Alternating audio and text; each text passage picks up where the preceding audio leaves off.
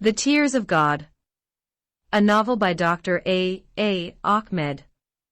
This book continues the story of the Arab sugar daddy and the beautiful Indian girl, and the story of the Indian child bride and the old Arab husband, and the story of the Indian Miss World and the rage of Muslims of the world, and also the story of Christina and the complete Jew.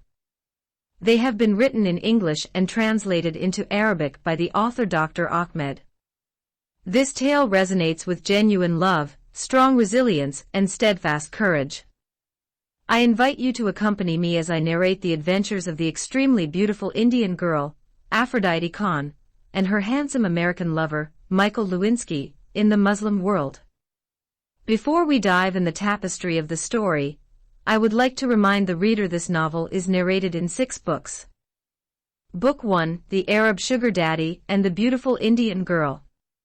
Book 2, The Indian Child Bride and the Old Arab Husband.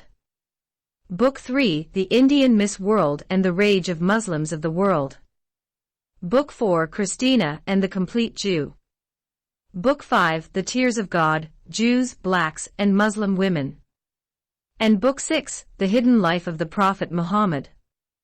This is an intriguing epic story which exhibits resilience, love, and sacrifice. Book 5.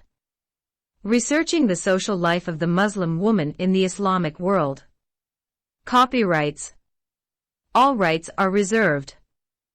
No part of this book may be reproduced, stored in a retrieval system, or transmitted in any form or by any means without the prior written permission of the author, except by a reviewer, who may quote brief passages from a review for printing in a public newspaper, general magazine, school journal, or university article. All characters in this novel are fictional, and any resemblance to actual persons, living or dead, is merely coincidental. Chapter 58. The most brutal crimes in human history. Among all those evil crimes committed by mankind against Black Africans, Native Americans, Aborigines of Australia, Muslim women, the untouchables in India, and the Jews, the anti-Semite wave is the only one that lasted for over 2,000 years and continues to our present time. The perpetrators believe that it is their God-granted right, and the law of their country to hate and persecute the Jews. We have seen how God punished the European nations which persecuted the Jews. He punished them through the bubonic plague or Black Death, the 30-year War of Religions, and the wars of the tyrants of modern history such as Napoleon Bonaparte, Benito Mussolini, Adolf Hitler, and Joseph Stalin. In the 2 world wars, over 75 million people were killed. 1/4 of the population of Europe perished through the bubonic plague. Muslims had thus far killed 60 million Christians in Asia, North Africa, and Europe and possessed their lands until today. The Turks occupied many European lands and almost destroyed half of Europe during their 5-century reign of continuous attempts to Islamize Europe. Many people may not see the causes of those atrocities and calamities as direct results of anti-Semitism, but a careful study of the history of the Jews in the Old Testament can confirm it. The Bible has plainly stated, "And whatever nation to which they will be in bondage I myself will judge," said God, "and after that, they will come out and serve me in this place." The Acts of the Apostles chapter 7, verse 7. The Arabs and Muslims also consider anti-Semitism a divine right granted to them by their God Allah. They too began to feel the scourge of God in their own lands and by their people. I strongly believe that ISIS is the scourge of God and Abu Bakr al-Baghdadi, and other terrorist leaders are the Attila the Hun of today. It all started through the so-called Arab Spring. Today, Muslims are fighting and killing Muslims all over the Middle East and African and Asian countries in Syria, Iraq, Lebanon, Egypt, Libya, Tunisia, Yemen, Saudi Arabia, and Sudan. Similarly, Muslims are engaged in constant warfare against each other and against non-Muslims in Nigeria, Somalia, Afghanistan, Pakistan, Kashmir, in India, and plotting terrorist attacks in Europe, Africa, Asia, Australia, and the 2 American continents. They are going down on the same road that the Europeans had gone before them, because of their persecution of the Jews. Millions upon millions are going to lose their lives through those wars on terror. For a long time, only America stood with Israel, and for that reason, it has become the greatest nation in human history, and blessed abundantly by God. Unfortunately, the current President Joe Biden, like Barack Obama, who is a wolf in sheep's clothing, has tried to turn America against Israel.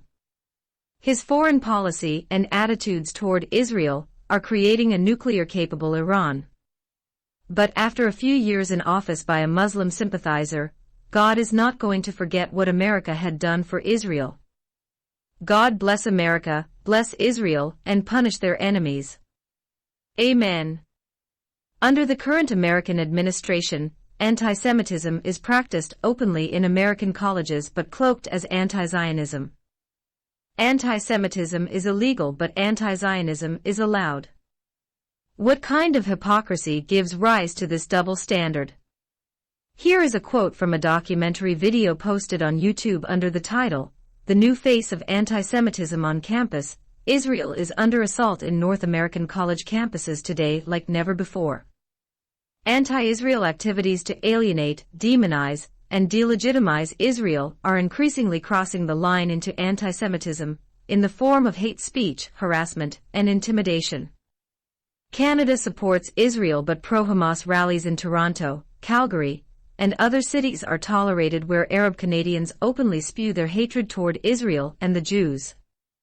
Some of them said they are ashamed to be Canadians. All those Arabs deny that Hamas is a terrorist group. In France and Germany, Jewish synagogues are bombed, Jewish community centers are burned, Jews are attacked and killed daily, and those who march the streets chant death to the Jews. Jewish pigs come out and fight, Allah Akbar, and carrying placards emblazoned with phrases like "Death to Israel" and "Hitler, you were right." Writing about the Holocaust by a person who lacks critical knowledge on the subject, like me, would not only be a difficult but an impossible task. Having said this, I would like to add that no one today could claim to be ignorant and innocent of that great genocide ever committed in human history. Without mentioning the Holocaust, the narration of the long history of the persecution of Jews would not be completed. The Holocaust stands out as a unique crime of its kind, because since the first man walked on the surface of the planet Earth there has not been such a well-planned operation that scientifically and systematically almost destroyed one particular ethnic group of people. If anyone has told you that the Holocaust was a crime committed by a single tyrant called Adolf Hitler, you have been lied to. If you heard that it was only the Nazi regime that was responsible for the Holocaust, you have also been deceived. If you heard that almost the entire nation of Germany participated in that hideous crime, you have heard just a half-truth. If someone said to you the whole continent of Europe is responsible for the Holocaust, then such a person has told you some of the truth. The whole truth is that more than 20 countries in Europe, Asia, and Africa are involved in what is the greatest crime in human history, and what is the greatest stigma against all of humanity. One single regime of government can't commit a crime of such a huge scale if it had not been assisted by other nations. Out of the 9 million Jews of Europe, 2/3 of them were killed in the Holocaust, 6 million. To lessen the burden of conscience, many names were invented and attached to the Holocaust. Some historians considered it to be the outcome of the so-called World War II. If it weren't for the Holocaust, there would have not been World War II. If it weren't for the Holocaust, the Third Reich wouldn't have come to power in Germany. If it weren't for the mass murder of the Jews of all European countries, the Nazis wouldn't have invaded Poland and caused the beginning of the war. Hitler chose Poland because it had the biggest population of European Jewry, 3,500,000 Jews. Hitler and his Nazi regime were not intending to engage in war with any other country. Their sole aim was to invade any country, capture them, ship them to the extermination camps, put them in the gas chambers, and mass murder them. Some of their killing centers began with killing 1,000 a day until they reached a peak of 6,000 a day at the close of the war. This mass murder operation lasted not for 1 year or 2 years, but went on for 7 long years, from 1939 to 1945. Great countries such as the United States of America and Great Britain when heard about the complete annihilation of the Jews of Europe, dismissed the information as rumors of fearful Jews. Reasons proffered by some Holocaust experts are essentially baseless and cannot be accepted even as a slight possibility. Some historians said Hitler murdered 6 million Jews because he was a madman. Some believed that he looked at the Jews as not ordinary human beings but noxious parasites whose existence posed a clear and present danger to humanity. When he was a young man, the greatest tyrant of history, Adolf Hitler, joined a satanic occult group that taught that certain fallen creatures could appear as human beings and do untold harm to ordinary human beings. Hitler thought the Jews were those beings. He believed that if the Jews could live, they would destroy the entire human race. Some historians argued that Hitler wanted to get rid of the Jews of Germany because of their steadily increasing numbers in his country.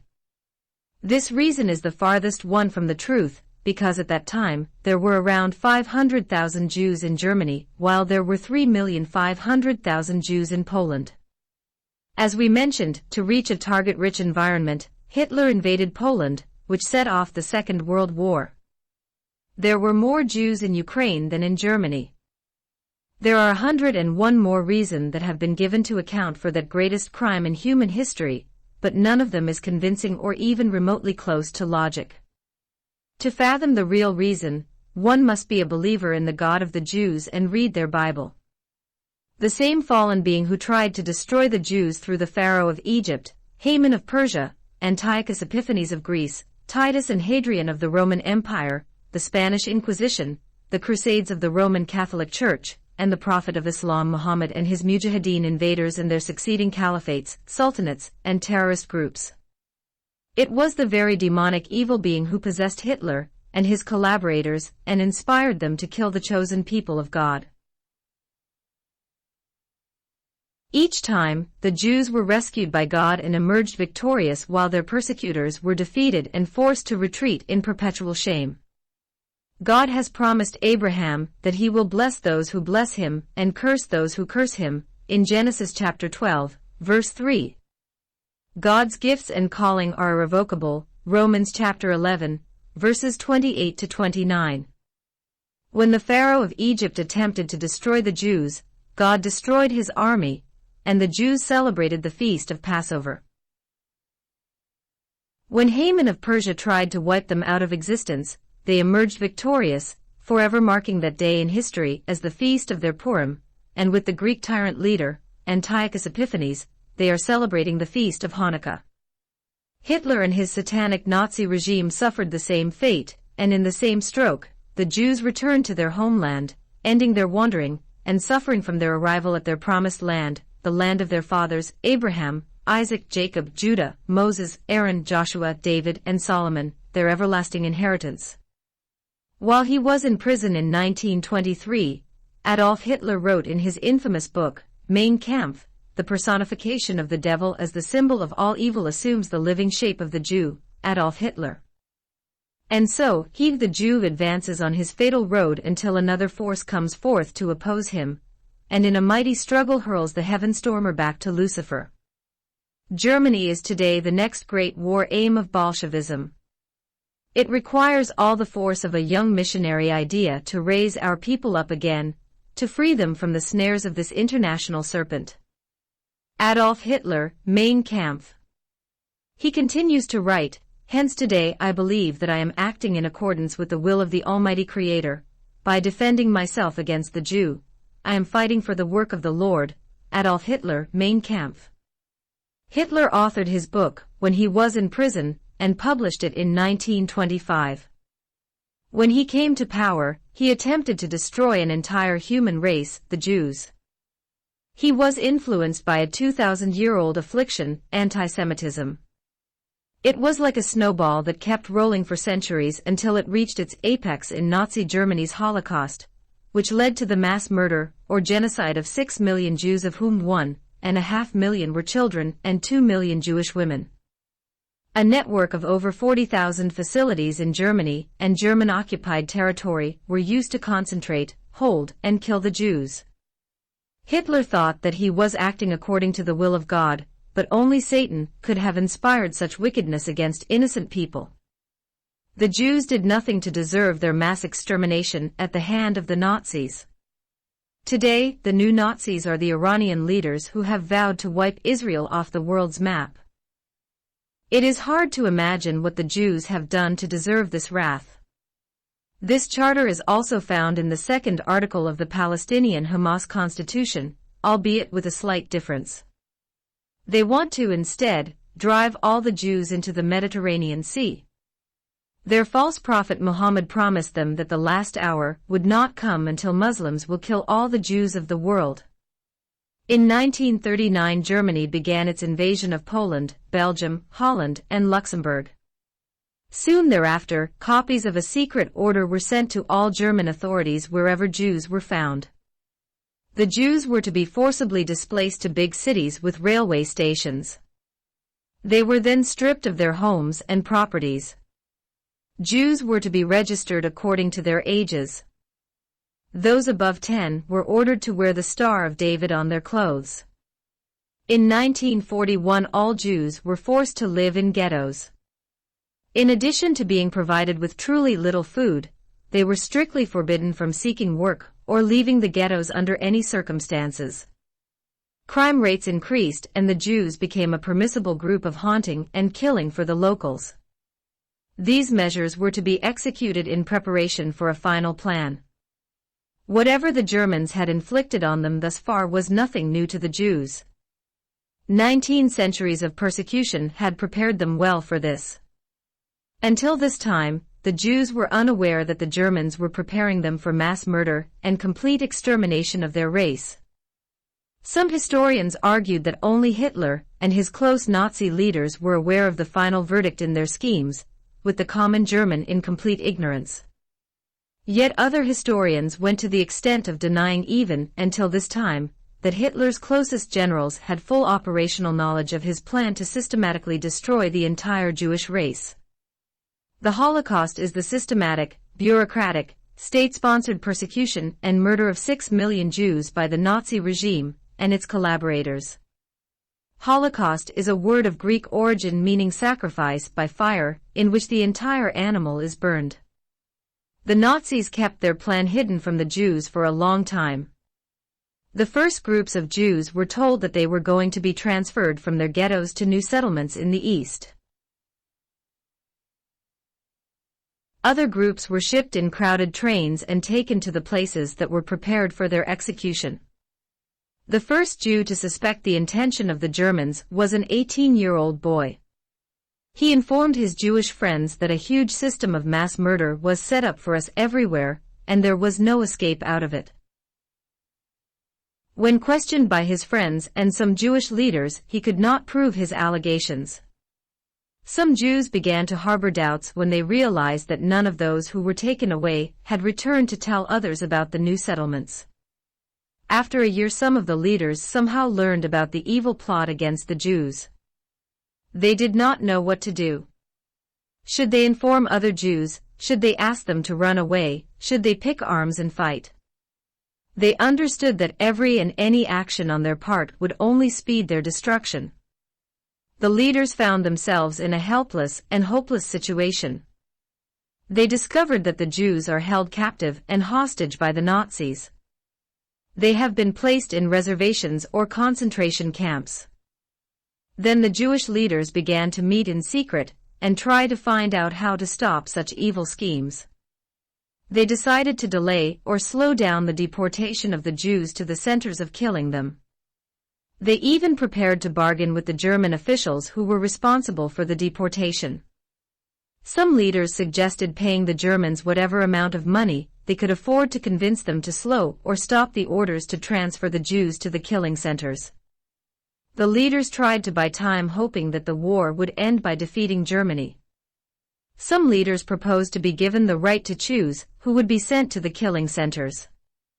When the officials agreed, the leaders began to choose the elderly instead of the young Jews, because the old people would have fewer years to live than the youth. Therefore, the leaders began to bargain on reducing the number from 1,500 every day to 1,000. They argued that the young Jews were an incredibly useful labor resource. The Germans did not just put the Jews in isolation, but they forced them to work for free in their war effort. Not every leader only sought ways to delay their extermination, but some leaders refused to sign the deportation orders and either got killed by the Germans or took their own lives. If the Germans sent an order for 2,500 Jews, and the leader refused to sign it, the Nazi soldiers would raid the ghettos and take many thousands instead. Many people might get killed or injured in the process. The Jew learned by experience that to appease the Nazi German is a lesser evil than to oppose him.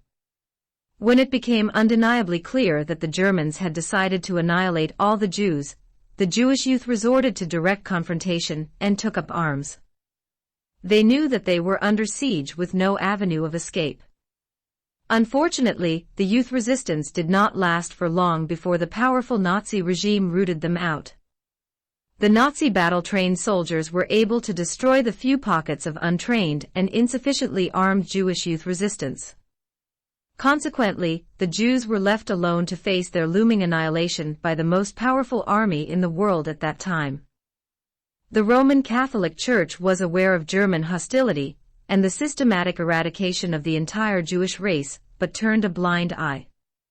Some Catholic historians mention a few examples of specific churches helping the Jewish resistance or providing the occasional sanctuary for a few Jews. But there was never any open condemnation or confrontation with the aggressors. Churches in Germany, Catholic or Protestant, failed to do anything to save the Jews. The very least they could have done was to strongly recommend that they not participate in the mass murder. Additionally, a community-wide movement to help the Jews to escape from the concentration camps or hide them would have been helpful. Throughout this period there was virtually no public opposition to anti-Semitism nor any readiness by church leaders to publicly oppose the regime on the issues of anti-Semitism and state-sanctioned violence against the Jews, quoting Holocaust Encyclopedia, German churches, and the Nazi state. In the meantime, the Mufti of Jerusalem, Haj Amin al-Husseini, came from the Middle East to Germany to watch the genocide of the Jews and congratulate Hitler and his top Nazi leaders for finding a final solution to the problem of the Jews. Al-Husseini was taken on a tour around some concentration camps and visited the death camps of Auschwitz, Majdanek, Treblinka, and Mauthausen. In his memoirs, The Muslim Mufti of Jerusalem, Haj al-Husseini mentioned that Heinrich Himmler informed him that the Germans had already exterminated 3 million Jews. In 1947 he declared, "It is the duty of Mohammedans in general and Arabs, in particular, to drive all Jews from Arab and Mohammedan countries." Germany is also struggling against the common foe who oppressed Arabs and Mohammedans in their different countries. It has very clearly recognized the Jews for what they are and resolved to find a definitive solution for the Jewish danger that will eliminate the scourge that Jews represent in the world. Quoting Cesarani 2007, pages 54 to 57. First, we should explain what that wicked Muslim Mufti means by a final solution to the problem of the Jews. The final solution to the problem of the Jews was the secret code that the Nazi regime called its extermination protocols. In 1939, some top leaders of the Nazi regime met in a secret conference known as the Wannsee Conference, which led to the finalization of their scheme to destroy the Jewish race, which they called the final solution. In the months following the Wannsee Conference, the Nazi regime implemented their component plans for the final solution. Jews were deported, transported by trains or trucks to 6 camps, all located in occupied Poland, namely Chelmno, Treblinka, Sobibor, Belzec, Auschwitz-Birkenau, and Majdanek Lublin. The Nazis established 2 types of camps: concentration camps and killing or extermination camps. Concentration camps served primarily as detention and labor centers, and killing centers, also referred to as extermination camps or death camps, were almost exclusively death factories. All the Jews who were brought to the killing camps were sent immediately to the gas chambers, except for exceedingly small numbers chosen for special work teams known as Sonderkommandos. The largest killing center was Auschwitz-Birkenau, which by the spring of 1943 had 4 gas chambers, using Zyklon B poison gas, in operation. At the height of the deportations, up to 6,000 Jews were gassed each day at Auschwitz-Birkenau in Poland. The SS considered the killing centers top secret. To obliterate all traces of gassing operations, special prisoner units, the Sonderkommandos, were forced to remove corpses from the gas chambers and cremate them. The grounds of some killing centers were landscaped or camouflaged to disguise the murder of millions. In 1944, the SS liquidated the inhabitants of the Jewish camps, virtually all of whom had been deported to Auschwitz-Birkenau from their Seienstadt. The manner through which those mass murder operations were conducted was so horrific and hard to believe that human beings like you and me could inflict such pain and evil on innocents. German Jews were not being punished for any overt crime. In the entire history of the Jews in Europe, the Jews have perpetually been the victims, silently enduring discrimination without objection, rebuke, or retaliation. Muslims killed millions of Europeans, invaded and captured many European countries, raped the women, enslaved the children, robbed properties, etc. The Ottoman Turks captured many European lands and destroyed half of Europe, but no one retaliated or accused them of crimes against humanity. Today, there are 4 million Muslim Turks in Germany, and none of them are attacked for the sins of their fathers. Present day, we see only the Jews being attacked on the streets, in their community centers and synagogues, and in broad daylight. The Holocaust was the epitome of modern cruelty. It was hatched from the homes from which hung crucifixes. It was executed by people that were for the most part physically identical.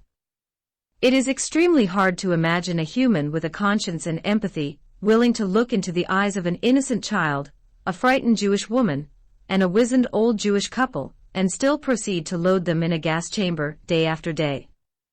Many prisoners deported to the Operation Reinhard killing centers, and were killed by locking them in stationary gas chambers into which truck engines pumped deadly carbon monoxide gas. A minority of prisoners were killed by shooting. Over 1 million Jews were killed there by November 1944. Some Jews were selected from each transported group and forced to help in the killing of other Jews. Those workers were compelled to remove dead bodies from the gas chambers and bury them in mass graves. In 1943, the Jewish workers were forced to exhume the buried bodies and burn them in huge trenches on makeshift ovens made of railway tracks. Michael Birnbaum, an expert on the Holocaust, said entire Germany has turned into a genocidal state. All Germans were employed by the Third Reich in the Holocaust: police, soldiers, railways workers, postmen and women, doctors, nurses, professors, teachers, students, church leaders and members, employees of financial institutes, the Hitler Youth, and the League of German Girls. Every arm of the country's sophisticated bureaucracy was involved in the killing process. Parish churches and the Interior Ministry supplied birth records showing who was Jewish. The Post Office delivered the deportation and denaturalization orders. The Finance Ministry confiscated Jewish property. German firms fired Jewish workers and disenfranchised Jewish stockholders. Universities and schools expelled all Jewish professors, teachers, and students. According to Saul Friedlander, not one social group, not one religious community, not one scholarly institution or professional association in Germany and throughout Europe declared its solidarity with the Jews. All Jews, men, women, elders, children, or infants were kept in concentration camps before their eventual transfer to the death camps. During this interim period, many were subject to all kinds of abuses. They were beaten, starved, and raped by their guards and the locals. Concentration or labor camps were collectively known as ghettos. The term ghetto originated from the name of the Jewish quarter in Venice City, established in 1516, in which the Venetian authorities compelled the city's Jews to live. Various officials, ranging from local municipal authorities to the Austrian Emperor Charles V, ordered the creation of ghettos for Jews in Frankfurt, Rome, Prague, and other cities in the 16th and 17th centuries. Life in the ghettos was fairly unbearable. Overcrowding was common. One apartment might house several families within. Plumbing broke down, and human waste was thrown in the streets along with the garbage. Contagious diseases spread rapidly in such cramped, unsanitary housing. People were always hungry. Germans deliberately tried to starve residents by allowing them to purchase only lesser amounts of bread, potatoes, and meat. Some residents had some money or valuables they could trade for food smuggled into the ghetto. Others were forced to beg or steal to survive. During the long winters, heating fuel was insufficient for the huge demand, and many people lacked adequate clothing. People weakened by hunger and exposure to the cold became easy victims of disease. Tens of thousands died in the ghettos from illness, starvation, or cold.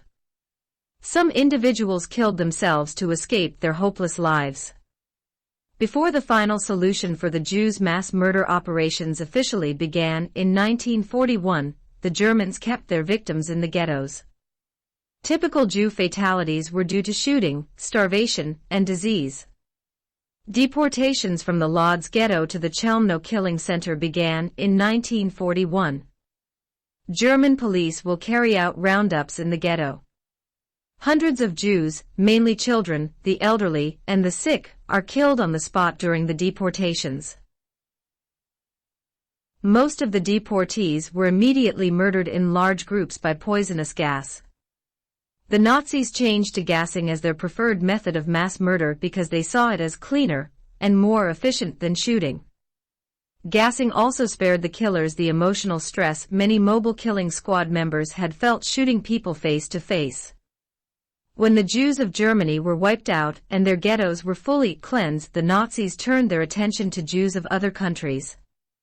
At the same time that ghettos were being emptied, masses of Jews and also the Roma gypsies were transported from the many distant countries occupied or controlled by Germany, including France, Belgium, the Netherlands, Norway, Hungary, Finland, Romania, Italy, North Africa, Yugoslavia, and Greece. The deportations required the help of many people and all branches of the German government. The victims in Poland were already imprisoned in ghettos and totally under German control. The deportation of Jews from other parts of Europe was a far more complex problem. The German Foreign Ministry succeeded in pressuring most governments of occupied and Allied nations to assist the Germans in the deportation of Jews living in their countries. The systematic killings of the Jews were carried out in all German-occupied territories, throughout 20 countries in Europe, in what are now 35 separate European countries. The Wannsee Protocol reveals that Germany was planning to carry its final solution to the Jewish question to the remaining European countries of Britain, Sweden, Spain, Portugal, Turkey, and its colonies in South Africa and Madagascar. 6 million Jews were annihilated in less than 5 years. 3 million were killed in Poland and over 1 million in the Soviet Union. The Jewish victims of Poland were murdered through the gas chambers, while most of those killed in the Soviet Union were killed by mass shootings, and their bodies were buried in mass graves. The other 2 million were liquidated in the extermination camps, which were located in Germany and its other occupied areas. Many more succumbed to starvation, diseases, and beatings, and some were worked to death in the labor camps.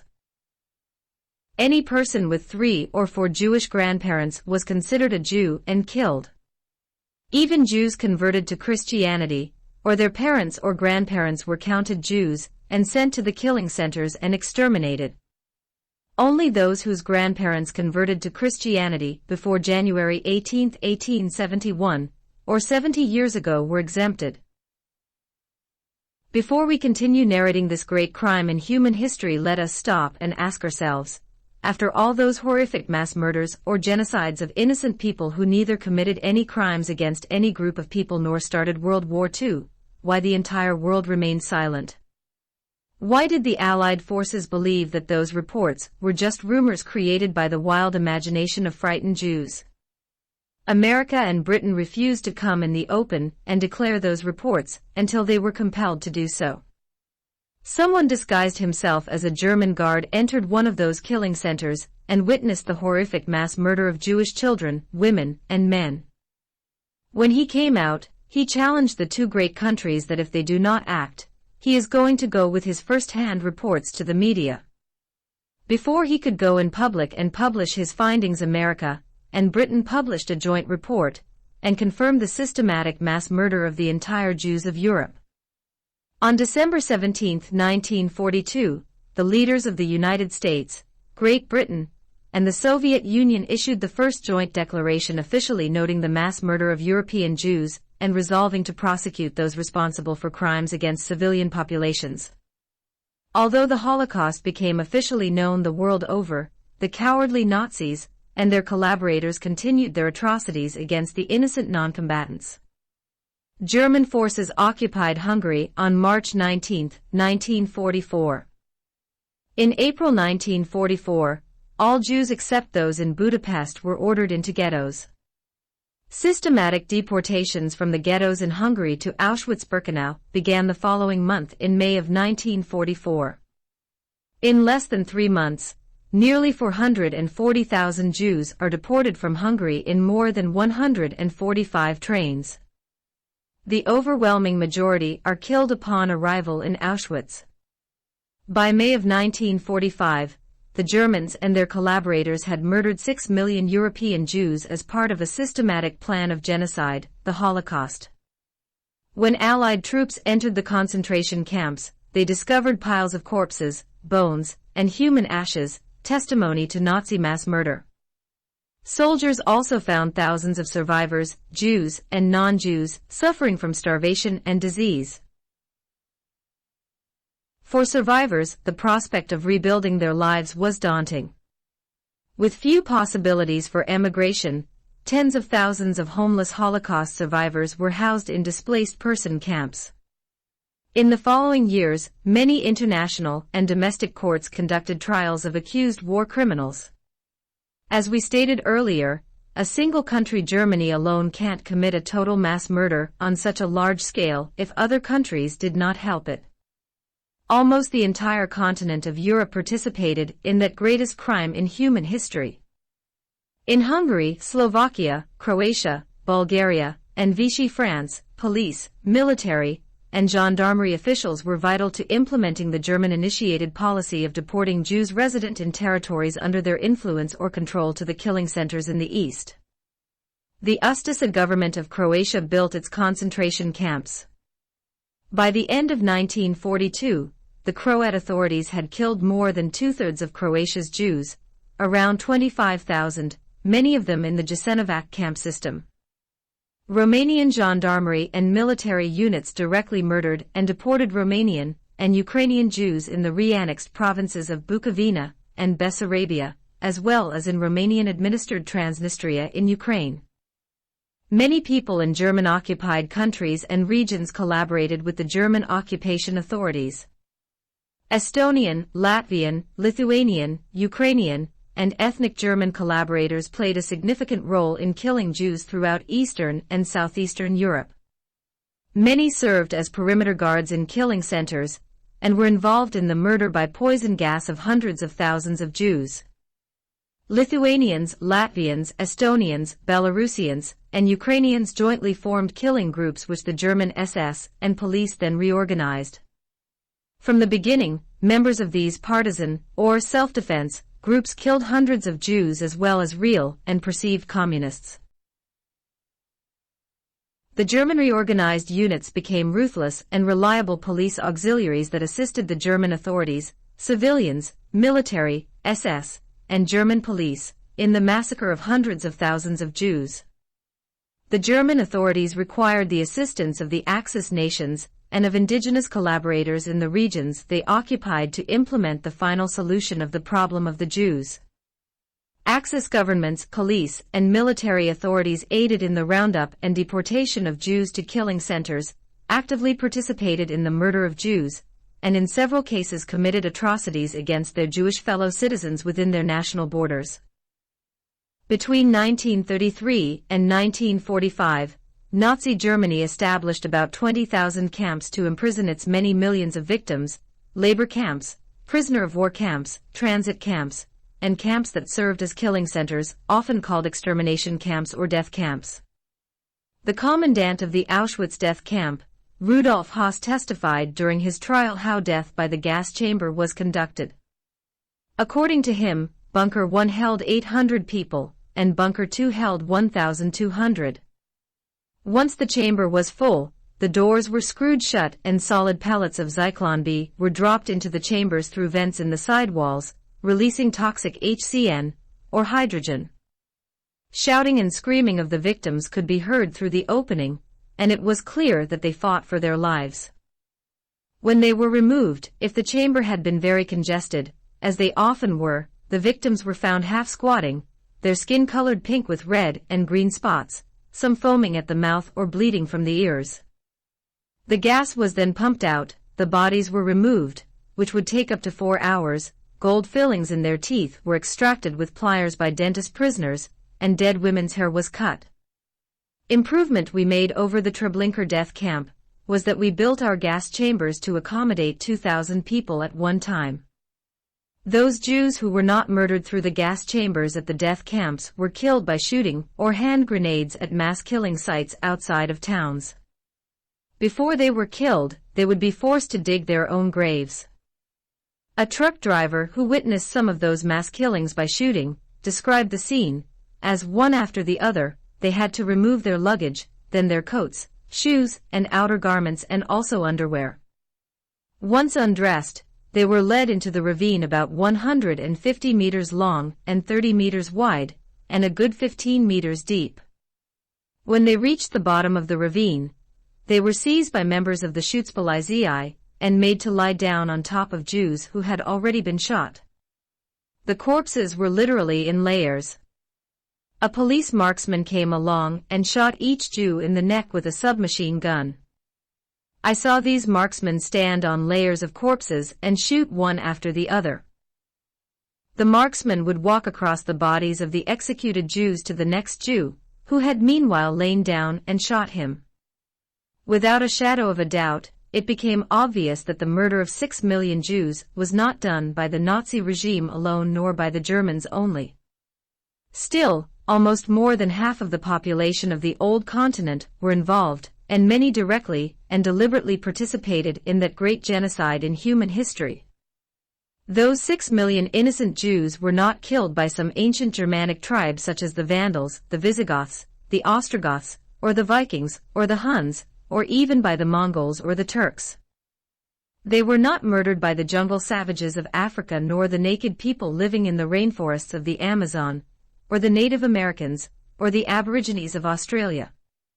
They were mass murdered by the most civilized peoples in the world in the mid-20th century.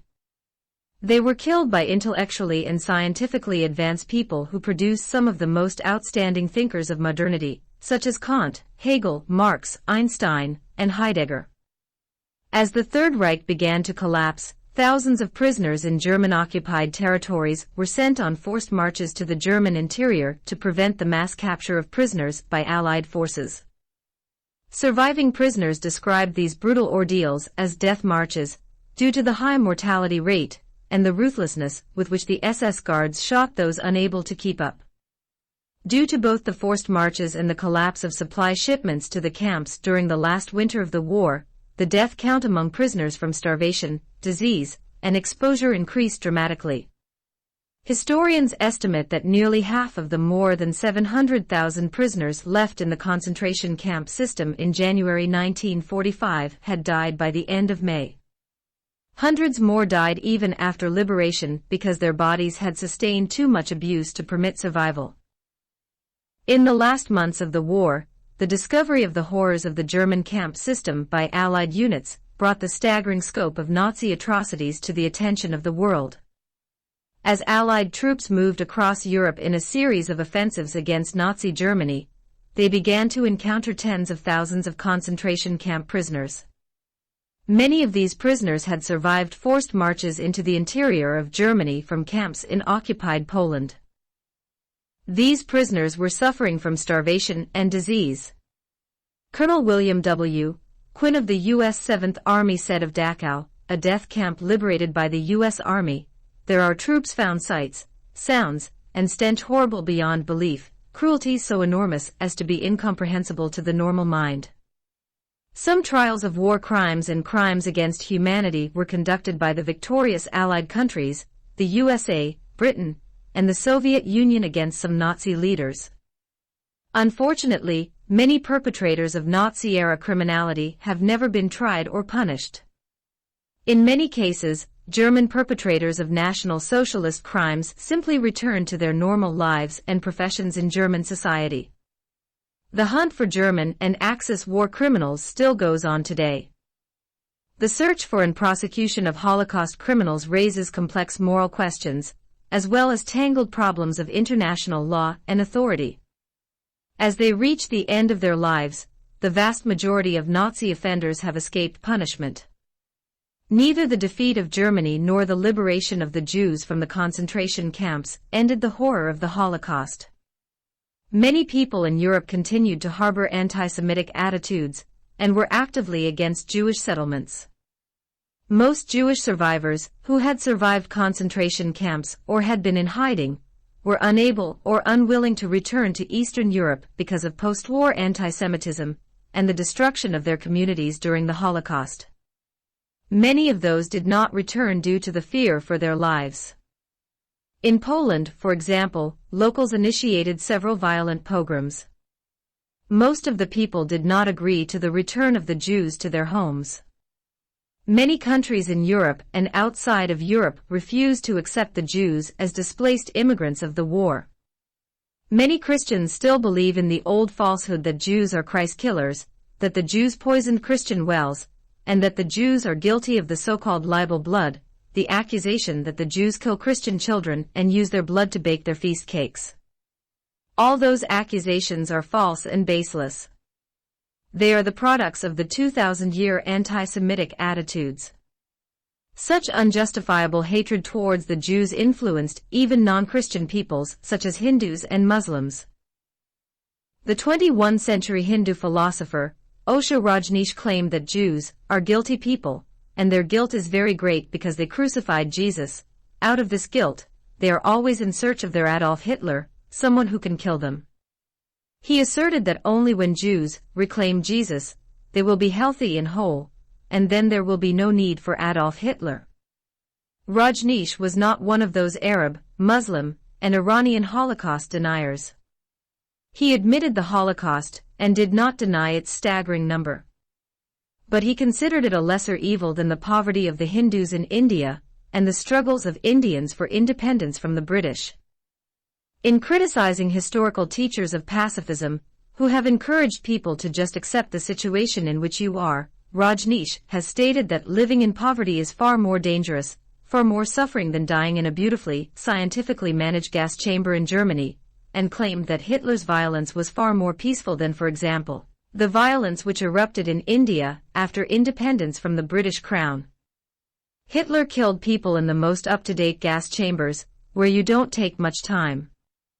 Thousands of people can be put in a gas chamber, and just a switch is pressed. Within a second you evaporate. The chimneys of the factory start taking you, the smoke you can call it holy smoke, and this seems to be a direct way towards God. Those remarks were not made by a person who felt the horrors of the Holocaust, but he's still lesser evil than those who openly deny it. After all, what can we expect from a cult leader who was rejected and denounced by his own Hindu people and kicked out of the United States of America for his immoral teachings about free sex where men and women live together in an unholy abode and practice sex as dogs and beasts? After their liberation from the death camps, the Jews were left to face their uncertain future all alone. No country wanted to take some of them as refugees. Thousands upon thousands of Somalis, Eritreans, Sudanese, Iraqis, Syrians, Yemenis, Algerians, Afghanis, Pakistanis, Turks, and Libyans were transferred as resettled refugees and admitted and funded on taxpayers' money, and entered daily into the USA, Canada, Australia, New Zealand, and Europe. In the United States, immigration restrictions strictly limited the number of war refugees, homeless, displaced, and Holocaust survivors permitted to enter the country. The British, who had received a mandate from the League of Nations to administer Palestine, severely restricted Jewish immigration there largely because of Arab objections. Many countries closed their borders to the immigration of the Jews. Other countries placed restrictions on the number of Jewish refugees. The Arabs did not want them to return to their homeland, the Promised Land. Where would they go? There was a story of 53 Jewish orphan children that no country wanted to accept. After many correspondences and long waiting, Canada agreed to take only a few of them. Everyone knew that the Jews were forced by the Roman emperors, Titus, Hadrian, and Constantine the Great to leave their country, the Promised Land, today Israel, and go wherever they wanted to go on earth. They were strictly told by those wicked tyrants that if they returned, they would be put to death. Simply put, that is how the Jews became homeless and wandered in all nations for 19 centuries. Wherever they went, they were abused and exiled. Their blood was shed in every country of the world. After the greatest crime in human history was committed against them, while the entire world stood and watched, they were required to start all over again. They wanted them to beg on their knees for other nations to allow them to stay in their former ghettos in their soils and tolerate all kinds of abuses spewing from that sickening anti-Semitism. They wanted them to be once again a nation of ghosts and parasites. The children of Abraham, Isaac, and Jacob. The children of Israel. The children of the highest God. The custodians of the Holy Scriptures, Romans chapter 3, verse 2. God said, besides Jacob I know no other nation, Psalm 147, verses 19 to 20. Now no one wanted them in his country. The world did not want them to go back to their Jewish homeland. The entire world said they should not go back because the Arabs don't want them back. Where then should they go, or what should they do? Until those questions were debated by the newly founded United Nations, the survivors of the Holocaust must stay where they were and tolerate all kinds of abuses, pogroms, killings, and sufferings. For 2 years after their liberation from the death camps, the Jews' life hung between heaven and earth. As the crisis escalated, the British government decided to submit the problem of Palestine to the United Nations. In a special session, the UN General Assembly voted on November 29, 1947, to partition Palestine into 2 new states, one Jewish and the other Arab, a recommendation that Jewish leaders accepted and the Arabs rejected. After the British began the withdrawal of their military forces from Palestine, in early April 1948, Zionist leaders moved to establish a modern Jewish state. On May 14, 1948, David Ben-Gurion, the chairman of the Jewish Agency for Palestine, announced the formation of the State of Israel, declaring, the Nazi Holocaust, which engulfed millions of Jews in Europe, proved anew the urgency of the re-establishment of the Jewish state, which would solve the problem of Jewish homelessness by opening the gates to all Jews and lifting the Jewish people to equality in the family of nations. Holocaust survivors from displaced person camps in Europe and detention camps in Cyprus were welcomed into the Jewish homeland. Many of them fought in Israel's War of Independence in 1948 and 1949 against the Arabs who wanted to exterminate them. 75 years have passed and still, many historians, sociologists, theologians, psychologists, criminologists, military experts in war's crimes, philosophers, and professors of religious studies could not give satisfactory answers for the reasons that led Nazi Germany and its collaborators and the citizens of those 35 European countries who participated in the Holocaust. The horrific methods by which over 6 million Jews were annihilated without anyone to show solidarity with them have made the Holocaust stand out as the greatest genocide ever committed against one particular group of people. The final solution for the Jewish question is a crime committed against God before it has been committed against His own chosen people. Everyone who participated in that crime would never escape God's wrath. See Romans chapter 12, verse 19. The Bible said all those who hate Zion, Israel, are going to face defeat, disgrace, destruction, and being removed from the blessing of God. See Psalm 129, verse 5. The Bible also plainly stated, and whatever nation to which they will be in bondage I myself will judge, said God, and after that, they will come out and serve me in this place, quoting the Acts of the Apostles, chapter 7, verse 7.